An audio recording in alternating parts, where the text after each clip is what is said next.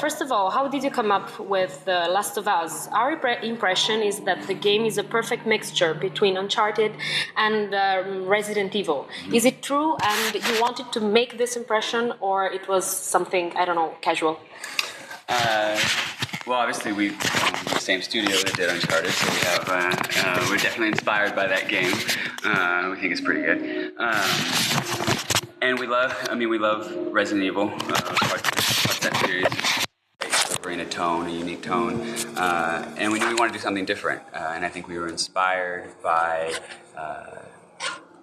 some of the stuff with the cordyceps fungus, of where that came from and how that could impact the world. And we knew the type of game, and we wanted to ask ourselves, well, we haven't really seen something that can take that survivor element, that tension, that feeling of what it would be like to try to survive in a world like this, and combine it with something that also has the ability to go a little faster at times. Okay. So it really was down to, let's make a game that we want to play. Okay. And the other question is, why Joel looks so similar to Nathan Drake? Yeah, it never was our intention to make them so similar. When we started to get into the backstory on who we wanted Joel to be and look at him, look at this man that had kind of been through a lot. And we talk about him being kind of a hardened survivor. If you have 90% of the world's population has been wiped out, that means you've dealt with some awful things. Yes. If you're one of the survivors, you've seen a lot. So we just kind of start to look at what would those features be? What would a character have been through that? So I think in terms of their correlation, more coincidence. Okay. And this is a user's question, and he says, on a 1 to 10 basis, what will be players' freedom to interact with the environment and with the objects in the environment? On a scale of 1 to 10. 10? Yes. 10 being you could interact with 10 is everything. Everything. Okay.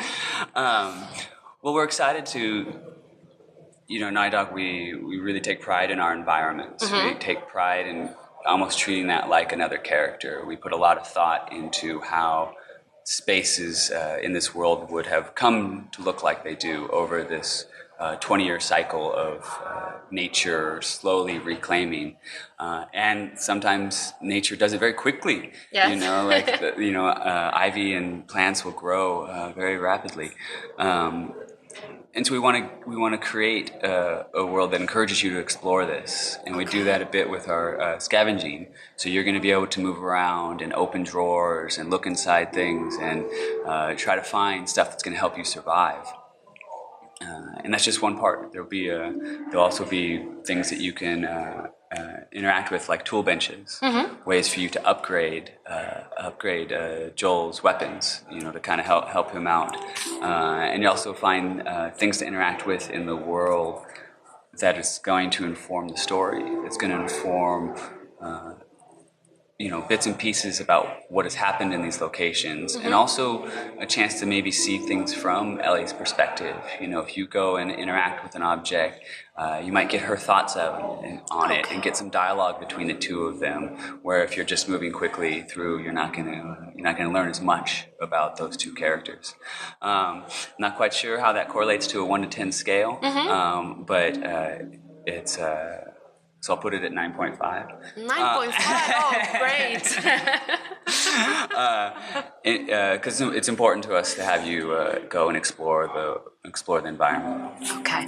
And the other question is, what kind of researches have you made to represent the physical stress that a survivor like Joel has to endure in such a harsh condition? What research? What researches have you made in order to put in the character this kind of stress? So I think you have made full motion capture. So what I don't know if you have made if you have put particular stress we in the actors. We didn't feed the actors for weeks. We made them. Okay. So they were starving. No, I mean that specifically with the actors. That's even known as a style of acting for method acting. And I don't think Troy or Ashley really adopted any of that. I think they related to the characters in many ways, and so were able to bring those qualities. You know, and even we talk about that idea of what it might take to survive. That you can kind of take even parts of your stress on a day-to-day level and just turn it up and apply it to these character situations.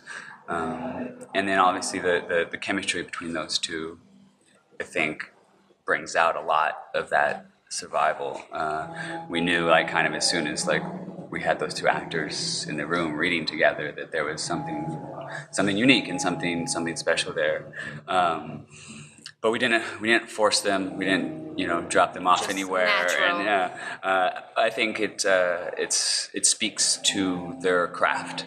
Okay. It speaks to their skill as actors that they're able to put so much emotion and get that to come across in the characters. Okay, perfect. And the last question is, you put a lot of effort in the sound editing. What is the sound feature you are most proud of? I think that it feels like it's kind of most proud how much it feels integrated into the game. That again, it's all of these elements contributing to a single vision, to this feeling of survival. Even hearing this beautiful music in the background by Gustavo, the tone is immediate, but it's subtle. Yes. That it's so I think just that feeling that you, with that subtlety, you can still empower great emotion. It's really something. It's quite unique. Right? Even the instrument used, I don't remember the name, but it is particular and gives a very emotion, a lot of emotion in the gameplay. So thank you very much. All right, yeah. Thank you. Thank you. Nice to meet you.